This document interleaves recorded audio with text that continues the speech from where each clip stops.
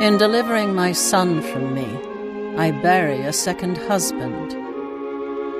And I, in going, madam, weep o'er my father's death anew.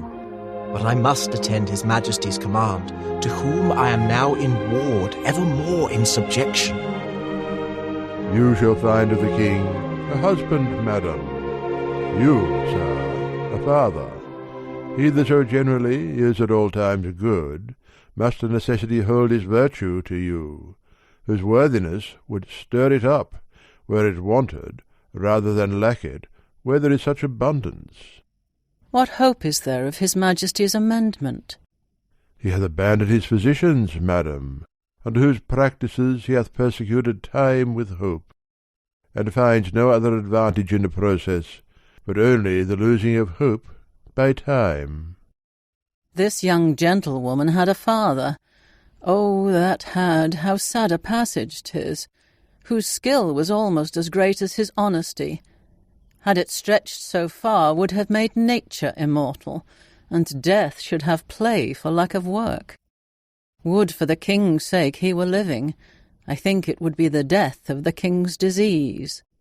How called you the man you speak of, madam? He was famous, sir, in his profession, and it was his great right to be so. Gillette of Narbonne. He was excellent indeed, madam. The king very lately spoke of him admiringly and mourningly.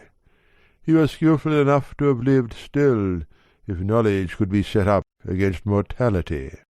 What is it, my good lord, the king languishes of? A fistula, my lord. I had not heard of it before. I would it were not notorious. Was this gentlewoman the daughter of Gillette of Narbonne? His sole child, my lord, and bequeathed to my overlooking. I have those hopes of her good that her education promises. Her dispositions she inherits, which makes fair gifts fairer, for where an unclean mind carries virtuous qualities, their commendations go with pity. They are virtues and traitors too. In her they are the better for their simpleness. She derives her honesty, and achieves her goodness. Your commendations, madam, get from her tears. 'Tis the best brine a maiden can season her praise in. The remembrance of her father never approaches her heart, but the tyranny of her sorrows takes all livelihood from her cheek. No more of this, Helena. Go to, no more, lest it be rather thought you affect a sorrow than to have. I do affect a sorrow indeed, but I have it too.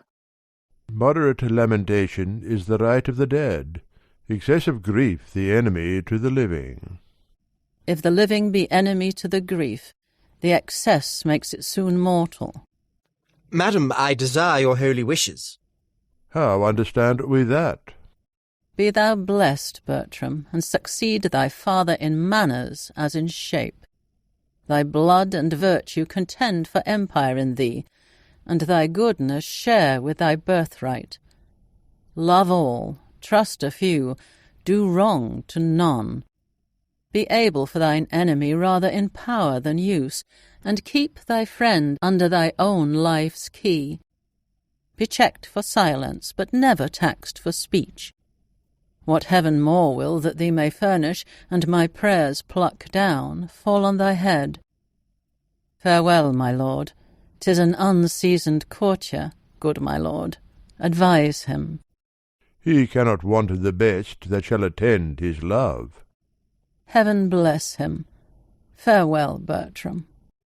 The best wishes that can be forged in your thoughts be servants to you.